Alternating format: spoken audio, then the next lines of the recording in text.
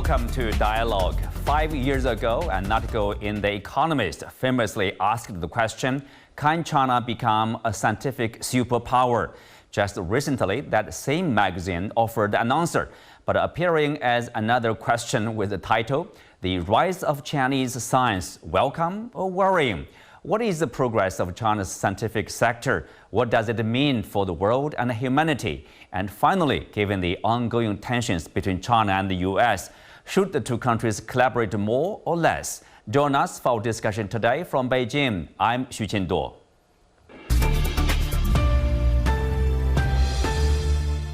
Joining me today are Liu Ke, Chair Professor of Southern University of Science and Technology, Dean of the School of Innovation and Entrepreneurship, and Dean of the Clean Energy Institute, Carl Fei, Professor of Strategy at BI Norwegian Business School in Oslo and affiliated scholar at the Boao Forum for Asia, Warwick Powell, Senior Fellow at Taihe Institute, and Pascal Coppens, keynote speaker, author, and China expert. Welcome to Dialogue. Liu Ke, I will start with you here. We do hear stories of China making progress in science and technology with specific stories in this area or that area with this machine or this and that.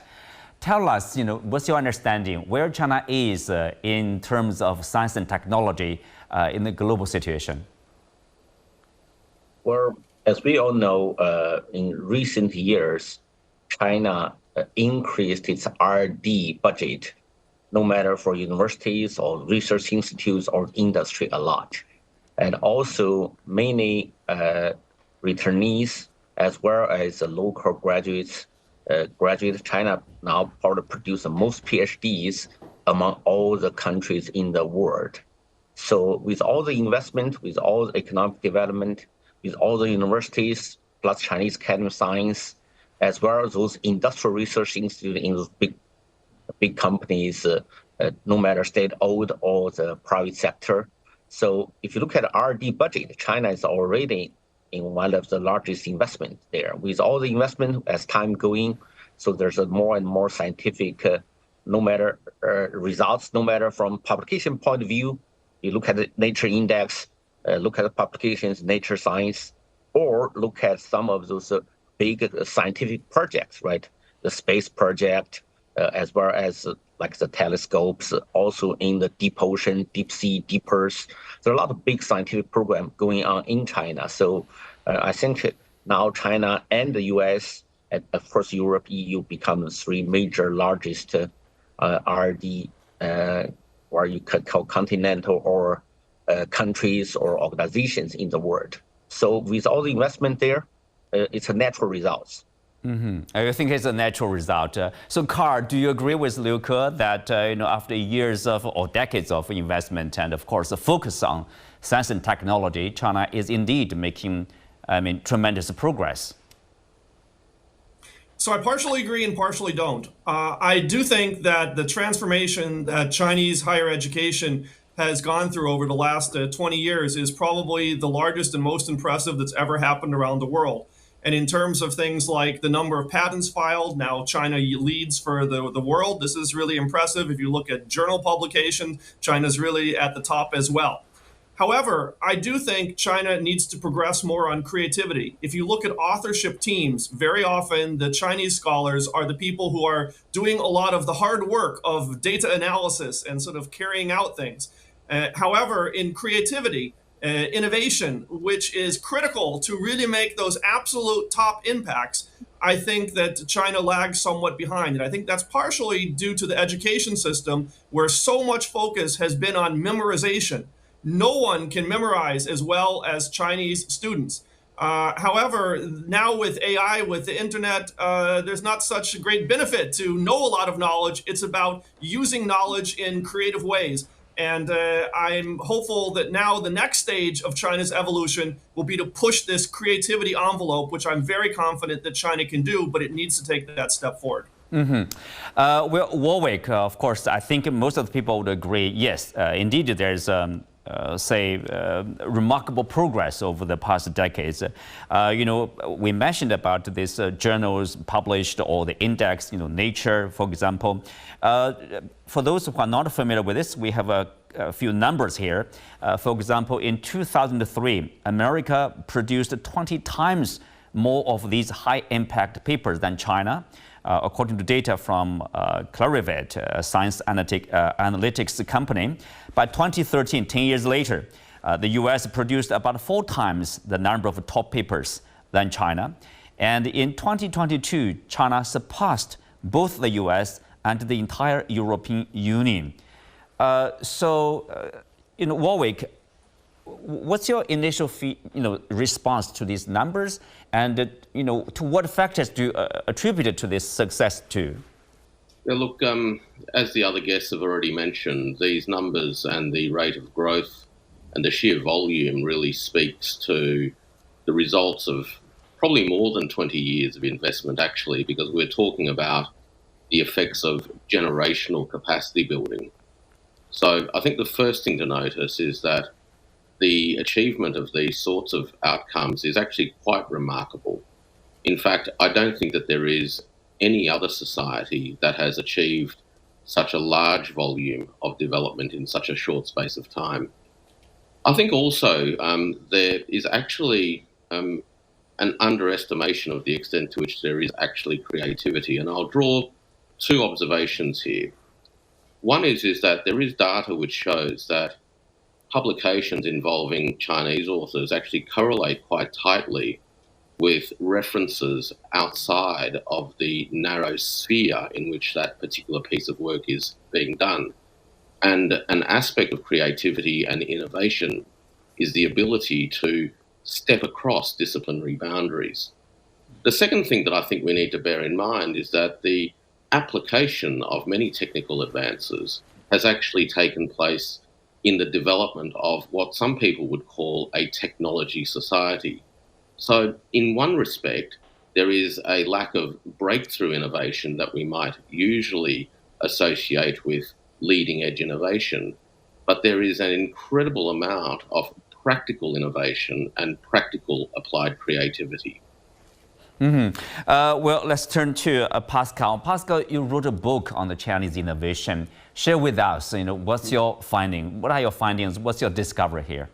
Well, I wrote the book in 2018, so it's already 6 years old. And at that time, I really was talking about the fact that I believe that by 2025, China would start to set standards in innovation in pretty much every industry that I described in the book, which is about 10 different industries.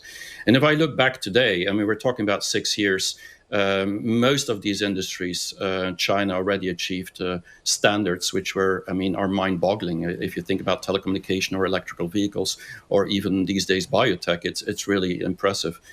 I think that what I kind of agree and disagree with some of the comments before is that, in my view, creativity is something that we in the West, in Europe, in America, has always been focused on as being the sole or best way for innovation. And I do believe that has been true in the past. But today it's much more and more about artificial intelligence and systems actually helping us to do the innovation. And a lot of it is also about having the quantity of people to do the clinical tests, to do maybe apply some of that innovation to see if it stands or not. And so it's not just about the geniuses, not that the geniuses aren't important anymore, but I think it's a different balance than 50 years ago. And so China has a big advantage in that. I think we could call it more about, I call that contextual innovation rather than applied innovation. Because for me, applied innovation is always about putting it in the product, and if there's no product or market, you don't use it. But contextual means that there's a reason, a ground to do it. And I think that's where China truly excels, where in Europe, in America, in the West in general, we are more focused on individual achievements and to collaborate with certain people to ultimately come up with that next big thing. I think the two are starting to melt together. And I think China is definitely in a creative wave right now. Specifically the last years, we feel that a lot of people are interested in that. So, Carl, are you saying that the Chinese way of, let's say, innovation, or is a bit different from the Western practice here? So, I still stick with my comment that I do believe that China has room to grow in creativity, although I hear what some of the guests are saying in some examples that are counter to that. I do agree that there is a greater importance today to having systems to support innovation, and I do think China's done an outstanding job of that. But I do still stick with that. I think it would be beneficial for China to focus more on creativity in their educational system. Okay. But I think one of the real strengths of the Chinese system has been experimentation. For example, I used to be dean of University of Nottingham Business School China, a foreign university in China that was doing a lot of different things than the way the average place is in China. And Chinese universities and the Chinese government can look around and pick up some things from that and then apply them elsewhere. There are other examples that are very interesting. For example, one real interesting project in China right now is Hong Kong University of Science and Technology in Guangzhou, where you don't have any traditional functional units anymore. There is no business school. There is no school of engineering. There is no school of physics. Instead, they're focused around industrial themes and bringing a very cross-disciplinary approach to solving these themes, which has great potential, I think.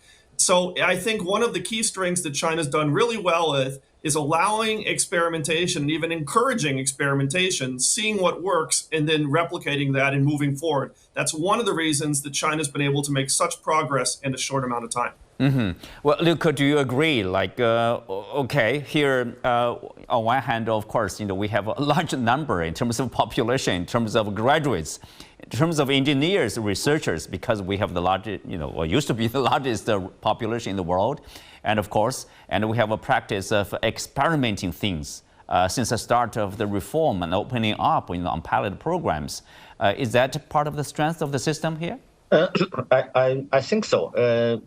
And another part is if you look at many principal investigators in the leading universities of China, they're all returnees like me, right? We all spend 20, 30 years in US in different organizations there. So they bring back all the, I think, the strengths and also the activities of the research back to China, right?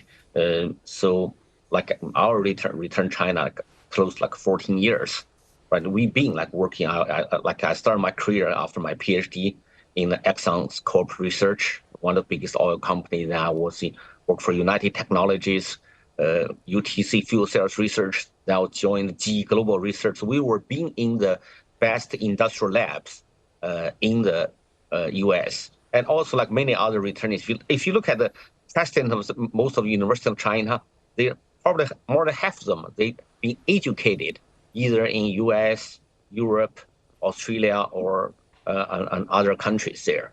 So they know what's kind of R&D activities going on in other countries. So they bring back this one. Plus, it depends on the culture and also the system in China here. And we also do a lot of the learning curve. I think the Chinese people are fast learners, right? We are not the best innovators in the world at this stage. But I think as time going in the innovation, yes, I think I kind of agree, right? The elementary school, high school, the examination, all the state entry-level examination, that's kind of limited people's creativity. But most people get there, at least graduate students, grad study outside. And also you have such a big population, there's at least some small percentage of people has creativity. So based on just a probability theory, right, there's going to be some people also have creativity as well. So that's, I think, those reasons all combined together bring the current status of the science technology today. Of course, I think there's still a lot need to be improved. For example, right, the number of publication is tremendous, like the number just mentioned. But if you look at the very, very top quality papers or research innovations, for example, those Nobel standard, Nobel laureate standard, we still lack of. But I think still take time. of course, that's also our education system also need to be reformed.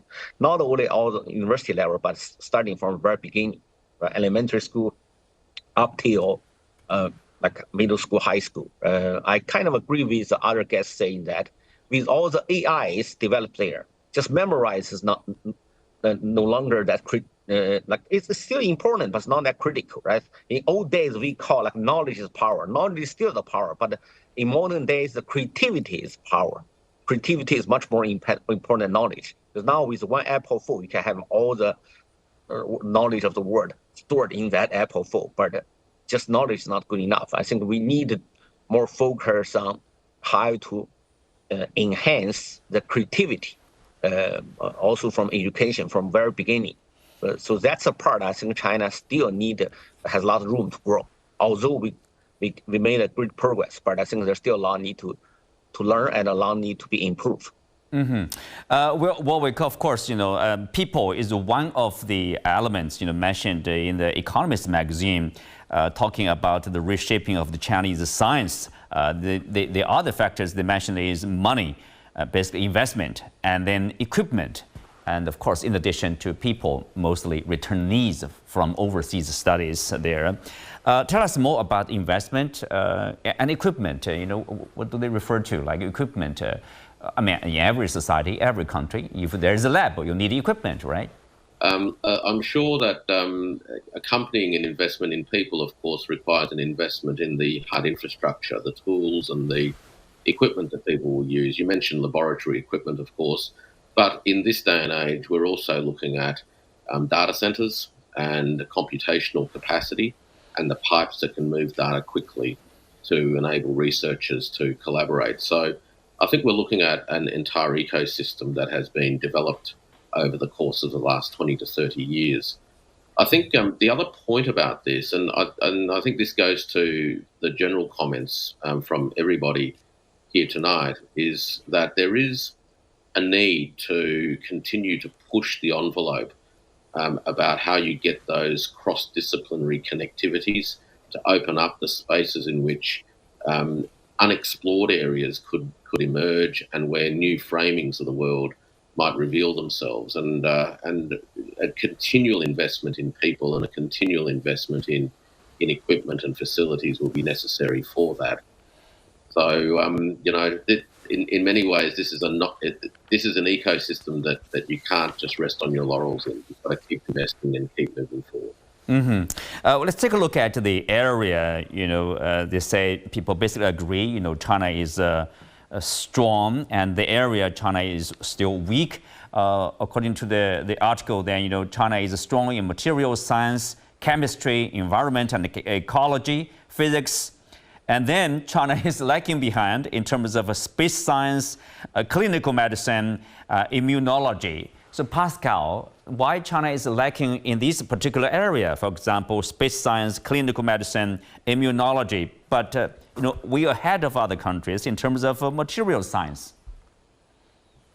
Yeah, there was a report from the Australian Strategic Policy Institute, ASPI, some year ago that came out, where they found that out of 44 critical technologies, that China would be ahead in 37 out of 44 in the world. And these 7 that are remaining are exactly those that you just mentioned, that are actually where US is still ahead. So I would be very cautious in saying China is behind in many areas. It's maybe only like in 5% or 10% of, well, more than 10%, but 10% of the whole list that ASPI came of.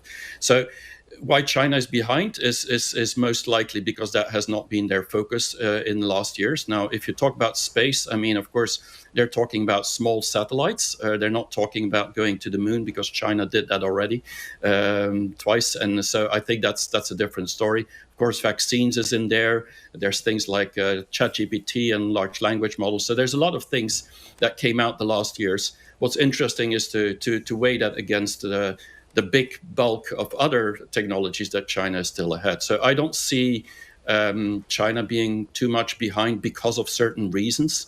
I think it's just because historical That was not the focuses that China had had. I also believe that in the past, China did not need to innovate in many areas because they could just buy many things that now today is much more difficult. And when the market and the environment becomes more difficult, then, well, you're forced to start doing certain things which you didn't have to do 5 or 10 years ago. And so give it 5 or 10 years, I'm not sure that these other areas where we claim in the US and in Europe, we're still so much ahead that this will be such a big distance. Okay, we'll see as time goes on. So Liu Ke, of course, we are strong in some areas, and like behind other countries, in certain areas. People say China is weak in basic science or pure science compared with, applied science. Like we are very pragmatic. As long as there is a need, we will make it to meet the need. But if it's like for pure science, for say curiosity-driven. That kind of research and study, China is pretty weak. Does that also have something to do with maybe culture, maybe our education system? As earlier we mentioned we stress very much about memory rather than, say, develop or explore the potential of the individuals, I think there's two aspects here. Number one, yes, I think the curiosity-driven, that's still, I think we are kind of a lack of, because I live in US for over 20 years.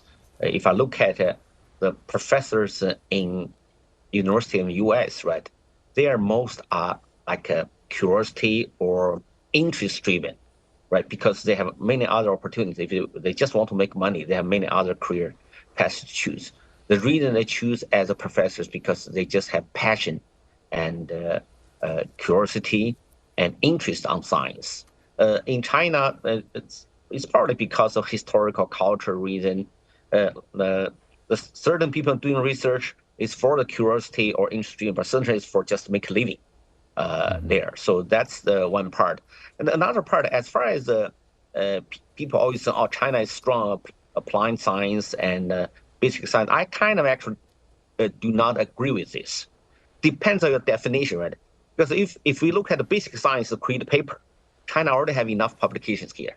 If you look at the AI papers, I read that like China, if you look at the top 10 universities, there's 9 in China. But if you look at the AI industry, are we leading? No, right? It's really the NVIDIA for the chips and also OpenAI's, Microsoft, Google, they all have much better than us. So I think we are not only lack of only pure basic science, but more like from industrial point of view. The industrial research, that's even more part China is lack of, because we don't have the world leading company who leading like Elon Musk's Tesla leading although we have bigger EV industry, but we are still technology-wise we not exceed Tesla yet. We have a lot of papers published on AI, but we don't have a strong AI industry yet, right? We have a lot of papers published, but we still cannot produce the best airplane like Boeing. We cannot produce the best chips like NVIDIA, and there's many other examples like this, like the all software system, open system, Microsoft and Google's. Why we are not able to lead in, let's say, AI industries or to produce chips, for example, in particular advanced chips? I mean, of course, there's historical reasons. China was weak. I mean, China remains weak in some area. But then, well, my observation is that the best scientists in China still in different universities and also the like Chinese kind of science there.